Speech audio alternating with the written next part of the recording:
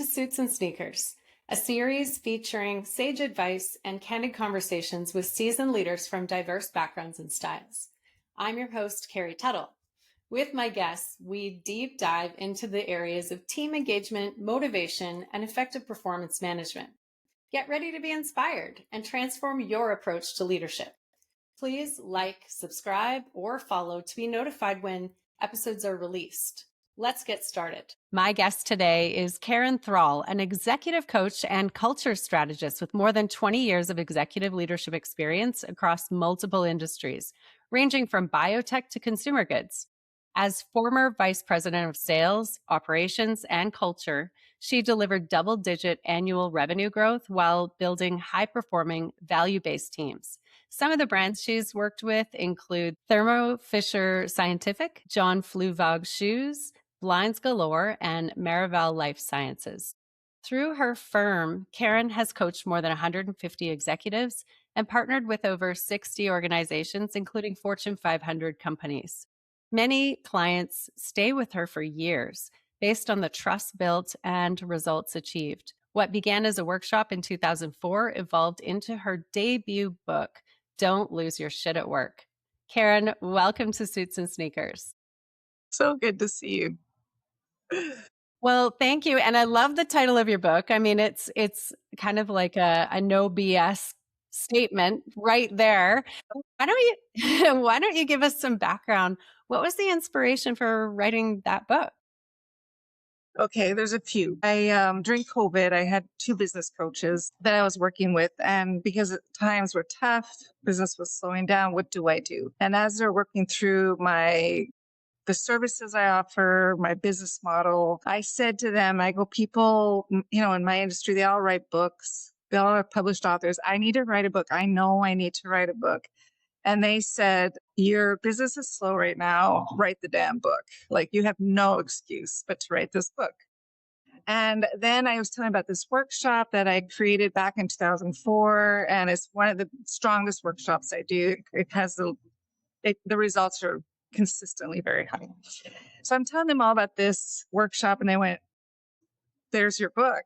And I'm telling you, Carrie, I got off the phone and it's like the floodgates opened. And I wrote 6 weeks. I wrote 120,000 words in 6 weeks. Wow. It was all inside. It was just all inside, bottled up.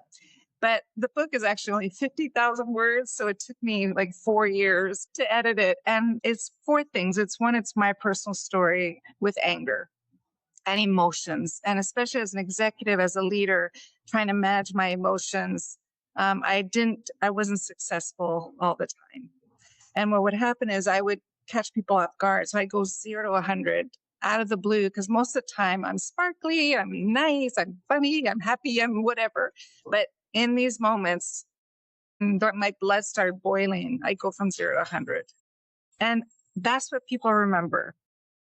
They do remember the good I did, but they also remember these blow-ups. And it's exhausting when I would do it. So that was the third of the book, is about my own personal journey with this emotion called anger. And I went through therapy. It was transformational. Another part of the book is the neuroscience, the psychiatry of why does our brain do this? And so it really helps show the power of your brain. Like that was what actually changed my life, was understanding the power of my brain. It was just night and day. The third one is all the leaders, not all of them, but many of the leaders I've coached and their story with anger.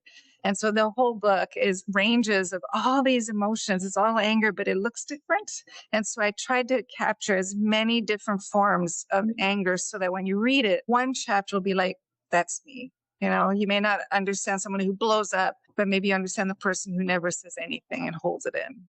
And then, and the fourth one was this workshop. So it's all these in the workshop and how it works, how the workshop works and what would happen in the workshops. And then, ta-da, don't lose your shit at work. And you have a co-author who wrote with you as well. Do you want to give him a shout out? I do. Dr. Joseph Strand. We call him Dr. Joe.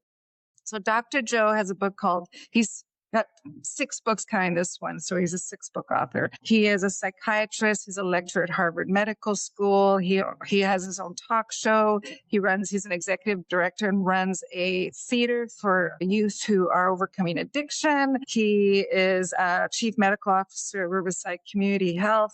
So he's done so much on his resume. And when I picked up his book in the library called Outsmarting Anger, and I read 1 page or 2 pages, and I went, I have to buy this book. And I went and bought it. And then if you saw the book, I have notes. Like I wrote in it like it was a journal, page after page, and it just spoke to me. So I was using his material in the book, and I contacted him. We had a Zoom call, and it turned out I was plagiarizing. Because you can't overuse people's material because it's there's a limit. And when I realized that, I just asked him. I said, "Would you like to co-author? I'd love to keep your stuff inside the book." And he said yes. And here we are. That's amazing. So about 20% of the book is on the psychiatry of anger. Yeah. Okay. Well, Yay, and Dr. don't you think, hey, Dr. Joe, so don't you think that's the way books should be used though? Like writing in the margins and, putting like dog-earing the pages. Tears and blurring tears that are smudging the words. No, I think it's so fun to look back at a book. You just can't like share it with somebody. You have to tell them to buy their own book. Yeah, exactly. Well, okay. So let's unpack this because I think a lot of leaders who, especially people who are going into leadership and they already have this intimidation factor, and you're going to talk about emotions, like, hold on, what's going on? So tell me, I know you talk a lot about the management of emotions. So talk to me about that and how that applies to the leadership arena. Yeah, it's one of my top 3 priorities when I'm coaching. If I take it from a coach perspective, that safety, that vault, that leader needs to be as real and raw with me as they can. They need to hear it all. So the safety of them being able to emote, it has to go somewhere. And we're not taught that you find a confidant, not to dump on them. It's to hear yourself process the anger, frustration, whatever word you want to use.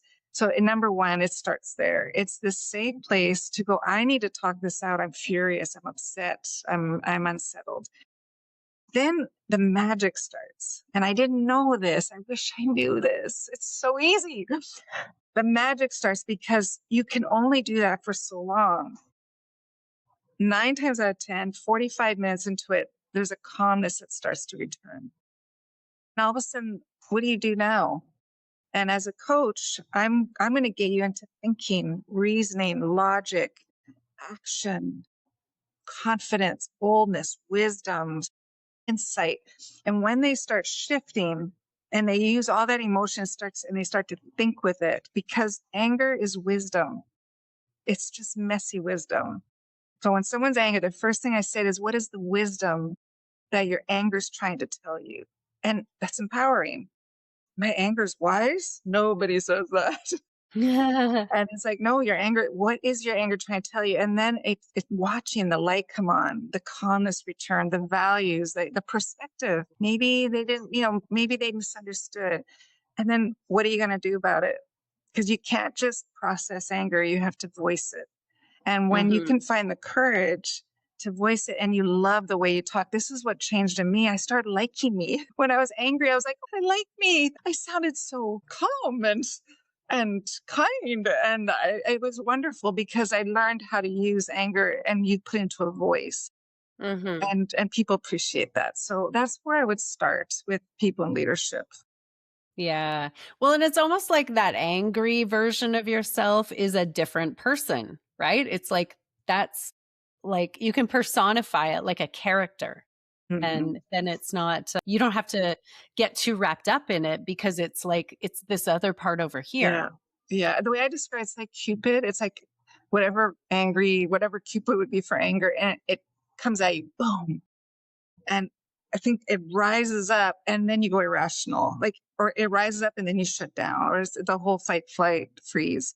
Something happens to you, but if you can catch it as soon as the alarm clock, I call it an alarm clock, the alarm clock sounds the alarm.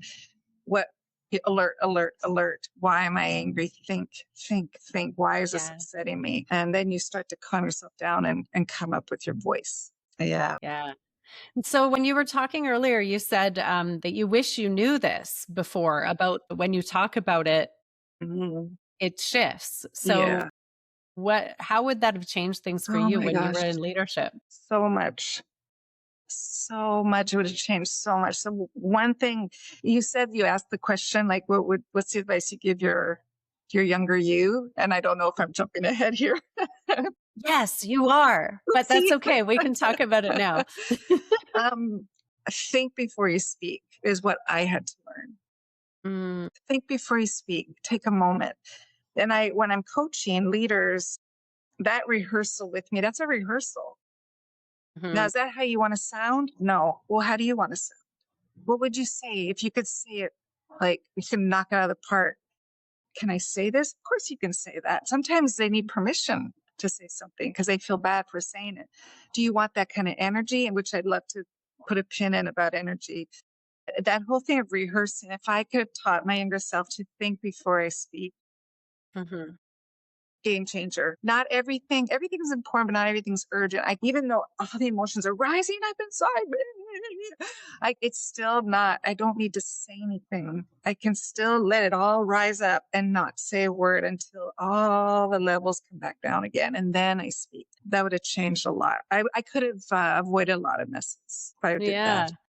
Okay. So you're bringing up so many aspects. Like I could go so many directions here Yeah. because I'm thinking of these emotionally charged situations. Like, like let's say you're in a project planning meeting and one person believes you should go one direction, the other person believes you should go another direction. And I'm sure you've experienced that. And you are charged up.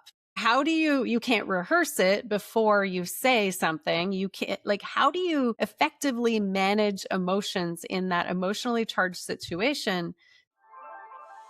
More on that in a moment. If you're listening to this episode wishing you can get more out of your team alongside other purpose-driven leaders who want to be more effective, I encourage you to take a look at my program, Leading with Engagement. In it, I provide training and a practice field to gain confidence in communicating expectations that help team members stretch themselves and wow your customers. You'll gain a framework for giving meaningful feedback that motivates and inspires them to engage. Among other skills, you'll learn to delegate and track performance to free up your time to lead more strategically. Go to teammojo.ca for more information.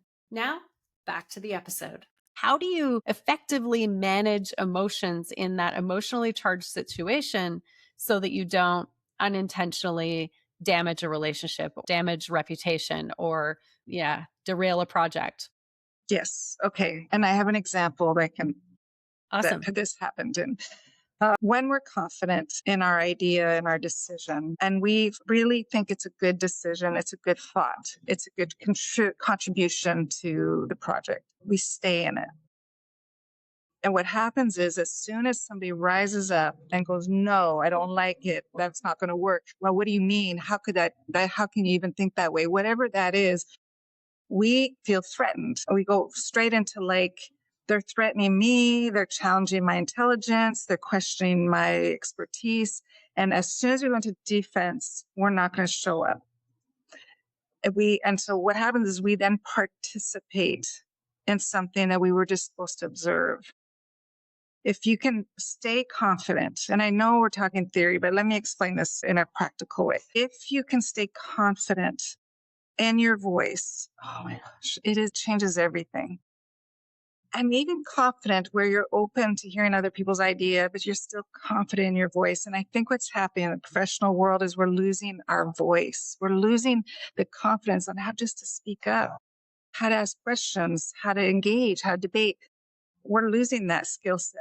So I'll give you an example. I worked with a guy and I just absolutely adore him. And he's an executive, senior executive. And he was really having a problem with somebody on the executive team. And he's confiding in me. And I go, "So have you just decided not to contribute anymore? You're just staying quiet." And he went, "Yeah, because it's not worth it." So you're not going to say anything.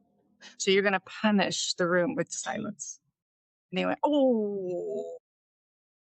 And I said to him, I said, what's your best you? What would your best you do?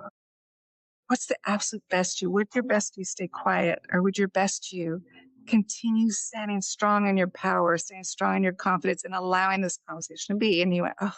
And he's just such a dynamic individual. And so he started speaking up again, okay, because everybody, the room would go really cold because he was punishing with silence. He just didn't know what else to do. And he felt deflated, defeated. He felt it wasn't worth it anymore. And it was making him unhappy with his job. But as soon as he stepped back into the room, regardless if people liked or didn't like what he said, people started coming up to him and thanking him. And the guy that he had a problem with said, I always like your perspective. It's so different from mine, but I like it when you say stuff because it gets me going. And then he learned a little bit more about the other person. So when you're in a meeting, silence isn't the answer. Confidence is the answer. Ask yourself, just say, am I confident in how I feel and think right now? I do. I really value how I think now. Mm-hmm. Just stick to your guns. Stay in it. Does that make sense? Yeah, it does. And actually, Okay. you know, I mean, you're bringing up a really great idea that I haven't thought about for a long time. And this is taking it to an extreme, but I've heard the expression or the advice that neglect or silence, it can be a form of abuse. And so, I mean, that's the extreme level. But even in a leadership setting, when your team is looking up to you and looking to you for, are we on the right track? Or do you have something else that you want us to do? And you're silent because maybe you don't agree, but you don't say it. They feel it. They still feel it. They totally feel it. They do. And which, okay, so that going back to what you said about energy. Another thing in coaching, and again, everything I coach, right? It's like when people are in psychology, they become psychologists because they also value psychology for their own personal life, right? So I'm just saying, Yeah. like, I coach because I value the coaching as well. So Same here. I'm so lucky I get to do what I value so much. Okay, so let me talk about energy. Here's another thing for people who are quiet and don't speak up. It doesn't matter what you say. The energy is the energy. The energy will always precede anything you say. So I remember being in a meeting, it was actually at Thermo Fisher Scientific. Hello, wonderful company. Look them up, thermofisher.com. And so I noticed one person's dynamic was very quiet and they had their arms folded. It was loud and clear. They were not happy with what was going on. So when I met with them privately, I told them, you didn't say anything, but you said everything. Is that the kind of leader you want to be? Mm-hmm. Because you're so respected for being an expert, for being who you are. What would you have said? If you could think now, what would you have said? Yeah. And I said, and I told her, I said, my encouragement to you is speak up, even if you don't agree. I said, the magic in her, this particular person, she always asked how. And people would get upset with her. Well, how are we going to do that? Well, how is that going to work? How are you going to pull the people? And so it would get her in trouble. And I said, no, that's wisdom. So if how, well, the word how is getting you in trouble. So therefore I'm not going to say anything. Then just say, I'm so committed. I want this to work really badly. Let me ask a few how questions because they don't know why you're saying how. They're misinterpreting. So let them know. I'm so committed. I have a few how questions. Let me ask them. And now they know you're in 100% in. And she just had to do that small little change. And everything went back to normal. She started communicating again. So Oh, that's lovely. go figure. Yeah, it's really just helping people understand what's going on with your question, right? Like giving a little bit of context, it goes a long way. Yeah. Yeah. When you think about like your own leadership journey as well, how would you describe your leadership style? Oh, definitely coach leader. Does it? No surprise. A few styles that I have. My own personal style is I'm going to sound like this all the time. This is how I sound. If I need to have a hard conversation, I'm going to have the hard conversation. I just let the person know ahead of time. that we're going to have a hard conversation. And one of my favorite memories was a manager. They were, oh, it's my least favorite Karen. Because I had to let them know I need to have a hard conversation with you. Here's what we're going to be talking about. When do you want to talk? And normally, like, call me now. Just call me now. But I remember this one individual go, oh, it's my least favorite Karen because I still have to have the hard conversation with you. So I'm going to still give you the feedback that you need to hear because I want you to succeed. And I'm not going to be all cuddly and coddly, but boy, am I going to empower you and make sure that you win. But I still have to have the hard conversation. I remember another manager, I'd always take him for coffee. And because that's the vibe I want. I want us to build a strong business relationship. Like, relationship is key. Trust is key. And I took this individual for coffee and we're just talking, and I pulled out a folder and she went, oh no. And I said, let me just show you and just explain to me what's going on. I want to understand. So she knew then that basically she dropped the ball in a nutshell. Tears start flowing. It turned out she was going through a medical condition that she wanted everybody to know. And the vulnerability. And so I'm like, oh, this is why. Imagine if I just had the conversation based on performance. I wouldn't have understood why performance was like faulting. And because of that commitment to relationship, because I want you to succeed, I'm going to hear the backstory of a lot of things that happen. And then next thing you know, we gave her a medical leave of absence and no, you need to go take care of yourself. We got you. We'll hold down the fort and then come back. So we gave her a month off just so she could get the help she needed. So things like that, like I take a high approach on relationship, but I don't compromise that I'm still their coach. And a coach takes a player where a player can't take themselves. So I'm still going to have that role in their life as a leader. Yeah. Well, okay. And you told me about a team turnaround and even your own personal experience where you've used trust as a lever. How do you rebuild trust within a team, whether you're the leader or whether you're the coach facilitating that for the leader? Okay. This is a tough one. If trust is waning and you don't catch in time, the damage is pretty deep. The thing you don't want to lose is trust. And I'm stubbornly opinionated on that. I actually think it's so important. You never want to break trust within the organization. But once trust is broken, it takes a lot of time to recover the trust. So whether even relationships, business, whatever, trust is what you don't want to break. Now you have little flags that start waving, going, oh, something's not right here. If I can catch it in time at the early stages, we're going to be fine. We can restore trust.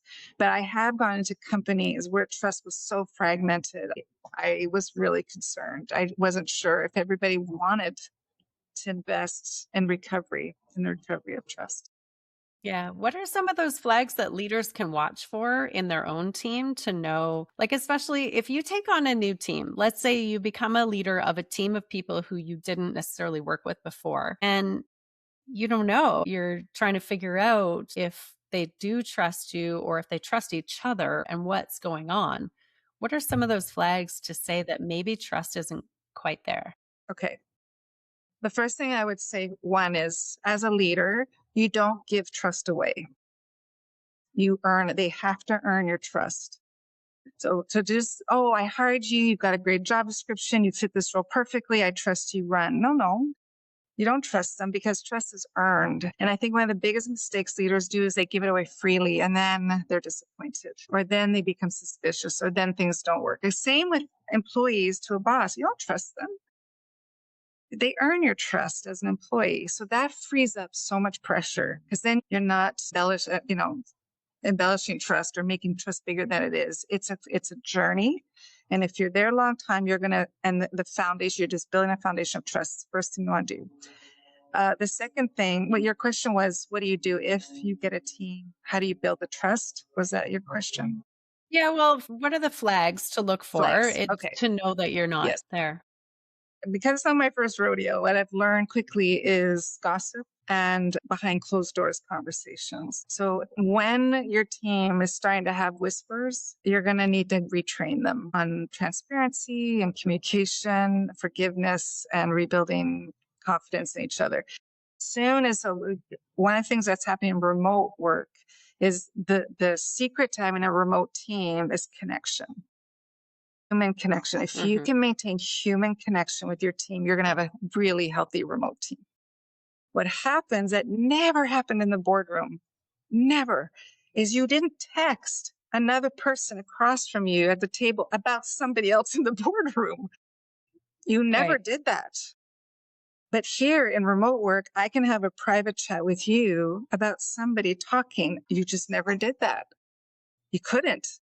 You also didn't walk away while someone was talking to go get a sandwich. Like you just didn't do those things. But now those things are happening and that can really erode trust. So things like careful what you say, because there was a situation where that private chat got found out in a team. And so things like that, when you're looking for flags, how much private, secret, behind closed doors, exclusive conversations are happening? Massive flag, massive flag. Another thing I would say is, I think if you find that people aren't participating and there's too much silence and there's only one person talking and it's not a shared conversation, they might be going, why bother? And so that might be, you may have to restore just how do we communicate as a team? This is all trainable. It's all trainable. I think if you do a lot of change, if you're a leader and you have a lot of ideas, and you constantly change the goalposts, they're going to start losing confidence because you keep changing the direction. That's going to affect trust as well. So if you can at least be honest and say, I'm not taking you off course. I have 1,000 more ideas, but I'm not taking you away from, like, that's something the leader is going to have to get trained in. On when do you give ideas and when do you let the team finish the idea before you give another idea? So that can affect change as well. There's actually 20 things that can affect 20 trust. Wow. Yeah. Wow. I've only come up with 10. So no, 10 ways to build trust so far. Okay. What are some of yours? Well, I don't want to derail the discussion, but certainly responding to some of the things that you were talking about, like really talking on emotional level, getting to know the person as a human. You know, the leader can develop one-on-ones, ask more questions, right? Empathy, all of those things. So I can't remember the rest off the top of my head, but I know. And that's the thing. Like, and so now this is what I love, because now we're volleying, which is great because it stirs more thoughts in my head.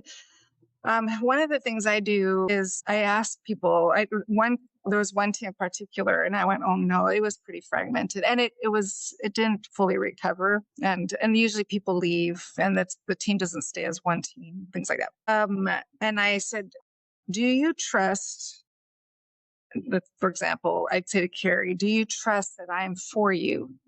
And then you would have to rate, do I trust Karen is for me? And you'd rate it from 0 to 10. And I go, do I trust Carrie is for me? And based on that number, I'm learning where I trust you and where I don't. The second question I ask is, do you trust that I'll be honest with you? And then you say, do I trust Karen will be honest with me? And I would go, do I trust Carrie would be honest with me? Now, for you and I, because we have an early young relationship, our score should be low because we don't know each other well enough to score that. That's okay, because now we know how to grow the trust between us. The third one I say is, do you trust that I'll do what I say? Do I trust Karen will do what she says? Do I trust Carrie will do what she says? Well, actually, yes, I can already score you a 10 out of 10 just from the preliminary, how you led me to this podcast. Oh, wow. Like you do what you say. It's really cool. So I already know that about you just in that. Right. And the last one is, do you trust I'm capable? Do you trust I'm capable to be a coach, to be on this podcast, whatever matters to you, to make this lasagna? I don't know. Like, do you to train your team? Do I trust that Karen's capable at XYZ? And do I trust Carrie is capable? So do I trust Carrie is capable as a host? I went and watched you on YouTube. I went, she knows how to host a podcast. And I instantly trusted you. I knew I was in good hands. So see what I mean? So there's little things like that where you just, So where it's fragmented on a team, if people are scoring 2 out of 10, that's then you go and you train that. So because now you're specific. Yeah, definitely. That's really cool. I'm glad we got a chance to dig into that because I've never had a chance to kind of riff on it with anybody else. So that was really cool. So in your experience, what is something that has tested your leadership skills? Maybe you have a story there. Oh boy, yes. Okay, let me see how I want to word this. Being mindful. I think when I didn't know how to manage my emotions, I was quick to think that people were disrespecting me. And when I felt disrespected, I was on the defense and I was fine until I wasn't. So if I felt you're being disrespectful, okay. And then if you're continuing being disrespectful, so I'll give you an example. I was at one of the stores actually in Toronto, and the next store was a little restaurant and they were parking in our parking spot. So I flew in from head office. I had a rental car. I knocked on their door, said, could you move the car? Well, I'm going to need this spot we pay for it. So I'm going to need this spot for this week. Yes, not a problem. Thank you. So I come and get the car. It doesn't get moved. I knock on the door. Excuse me. Can you move this car? I'll need this spot for the week. Yes, not a problem. Nothing happened. I went a third time. Yes. They moved the car. I then park the car is wonderful. So then I leave because I have to do something and I come back and their car is there again. And I knocked on the door and I said, excuse me, you cannot park in this parking lot. This is property of our company. You cannot park here. This is the last time I'm going to tell you. They didn't move it. Of course not. So I went up to him and I said, I said, please don't push me to where I'm going to have to take drastic measures on your car for towing. This is incredibly disrespectful. And I don't appreciate how you're not honoring. This is our company. Move it now and never put it there again. I was furious. Those kind of things. If I say it once, twice, third, and they're still not, and I find I then have to, put it like a heavy foot down. I don't like that. I don't like that. And that's where I struggle with that because I don't, why? Because what I said earlier is this is how I talk all the time. And I think what had to change in me is I don't have to change. I can still sound like this, be very firm. And that's what I had to learn. I had to learn. So I'm not proud of how I responded. It was because I didn't know how to just stay just like this. This is not my problem. This is them showing disrespect, but I'm going to stay in my power. I didn't know how to do that like I do, years later. Yeah. Well, you're making me think about voice as a leader, and it's a tool in all communication, right? Is as a leader, as a seller, as a everything. And we have a lot at our disposal. We can make different choices in the words we use. We can speak faster, we can speak louder, we can get closer and it causes a different outcome if we change the way we use our voice. It does. And so that makes me think of this story. And I do enjoy this story. It's happened a few times, but this one particular woman, she's in sales and marketing. I just love her to bits. She's one of the leaders I work with. And I said to her, she's results driven. She's in charge of the revenue coming in and she's got the personality that goes with it. And she's just a lot of fun. And she's so herself and says what she thinks. And she's just a ball of fresh air. And she was telling me how she wasn't building connection with some of her colleagues, that they called her intimidating, Medusa intimidating, and all these things. And I said to her, do you wear heels? And she went, yeah, I wear heels. I wear my stilettos. And I said, do you walk loud and fast? She goes, and she laughed. She goes, I do. Can they hear you coming down the hallway? She goes, yeah. I said, I want you to stop doing that. I want you to walk quieter and slower and see what happens when you walk into the room. She went, it's because they've already perceived you by how you walk based on energy, right? Based on words. No words are spoken. And she did that. And the other thing I told her, I said, is when you're in the car, before you go into those meetings, what kind of energy do you want? She's so much energy. So what kind of energy do you want to gift the room when you get there? And she says, I want to be happy and celebratory. I said, know that before you go in, because she was so larger than life that it was offending the room and she wasn't saying anything. So when you were saying, when we use our voice, our energy as well has to match.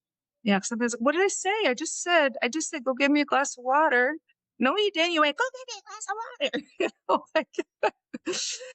It's how we say it. So that energy, what you were saying, like that energy in our words really makes a difference. Yeah. Yeah. I've had clients of mine similarly. They're kind of like driver personalities, and I've had them slow their pace. Yeah. And that is a huge lever that we can pull to influence the outcome or how people feel about what we're saying. So yeah, that's cool. Yeah. What's one of your proudest accomplishments? I mean, aside from the book. Yeah, the book is definitely my proudest. What is my proudest accomplishment? I am such a classic coach. When the leaders I work with win, it is really exciting. It's like I'm winning. I just like a sports team, you watch the coach and that coach is just as excited for her team as she is. Like I am beside myself. So just recently, there was a woman who hired me because she really wanted to go up in the company. So we started working together at the beginning of December, and just last week she had applied for a job, she got the job, and she's upgraded her leadership, and like substantially. And the results and the reviews that have come back from the hiring leaders and the corporate executives for her it was the most invigorating. So we're like screaming on text messages back and forth because we're so excited. And then she called me and I'm like, I was driving. I'm like, So I think that the proudest moments I have is when I see these leaders thrive, because I know the fear. I know the reluctance. I know what it took them to overcome that wall. I know I saw and then to watch them do it. And I have countless stories of just seeing leaders take it. They just do it. They push themselves beyond their limits, and then the reward of doing that. That would be my proudest. Yeah. That's amazing. How do you reward yourself when you have those kinds of accomplishments? I do say I love reveling. I don't move on from it.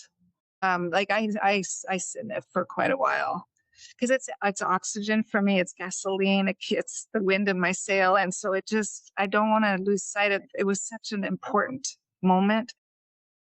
Actually, I have a strong commitment to living in the celebration of that. Months and months later, like I don't ever want to lose or forget the wins. Yeah. Nice. Yeah. That's great. So you shared some advice already about pausing or thinking before you speak.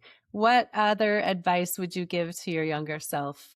It's something I do with my clients, and I wish someone taught me how to do it, is rehearse, rehearse, rehearse. I think we're taught in our society to wing it a lot more than maybe we should, or improv it. And I don't know. I think you'll get a good result, but why not get your best result? I remember having to pitch to a company, they want me to come and present.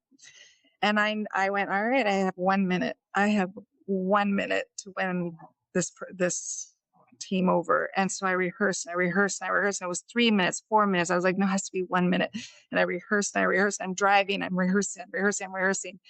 Because I knew that 1 minute was the most important minute of the entire conversation. And I passed that along to leaders. I wish I knew that in my earlier years as a leader. Oh boy. Because there were so many times, I don't know if you remember the movie Dirty Dancing. Oh yeah. Where Patrick Swayze, and she goes, I carried a watermelon, and she didn't know what to say to him because she had a big crush on him. And he goes, and what's she doing here? And she goes, I carried a watermelon. And then she went, oh. And we don't have to do that as leaders. We can actually just stop and go, what do I want to say? Mm-hmm. And so much so that I tell leaders, I go, pass. Go, you know what? Give me a second. Come back to me. I have something to say. Just give me a second. Come back to me. Just give yourself a second so that you knock it out of the park every time. I wish I learned that. I wish someone coached me in that. Yeah, that's beautiful. Yeah. I used to pride myself, I guess, on being sort of nimble and being able to kind of roll with things when I was younger in my leadership journey. And there was an HR leader who I worked with who frequently said, "Can you give me some time to think about it?" And I was like, "What?" And I said, "Okay, how long?" And she's like, "Oh, I'll just let me noodle on this and I'll get back to you this afternoon." But it was a learning moment for me because I was like, "Yeah, that's a completely reasonable request to take some time to process it." So I appreciated that she set that Yeah. boundary. Because it's so funny because the natural me is spontaneous. Slap I see my pants. Like oh, let's Yeah. do this. Okay. Like that's the natural me, but the natural me isn't what the person is Mhm. hiring me to do. The person's rely on me to make great decisions. The person's relying on me to present myself in a way that creates buy-in and all that stuff. So I had to Mhm. learn how to adjust myself to that. Yeah, That took time. absolutely. Took a lot of time. Yeah.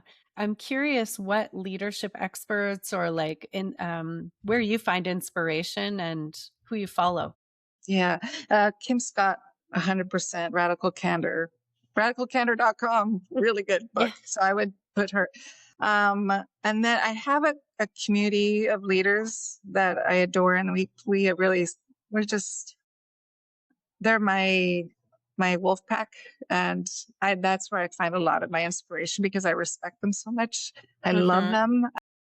I love our relationship. So we're really big advocates for each other. So that's probably where I get the most is those conversations. Like you were saying, like at the pub or, for coffee or Zoom or whatever. I just connecting. And I love that. When it comes to thought leaders, for sure, Kim Scott, Marsha Goldsmith, Simon Sinek, all of them. But I love Adam Grant. I don't. It's so interesting. I really, really respect Adam Grant. Love Givers and Takers and a lot of his books, Yeah. if I don't agree with him on everything. And so You I don't love have that. to. Yeah. Because he likes that, so I consider everything he says, but sometimes I'll go, I don't know if am I die with that, but the majority of the time I absolutely like 70 for 80, 90% of the time, I really, really respect him and love what he writes. But it's so fun Yeah. to not always agree Yeah. on something with him.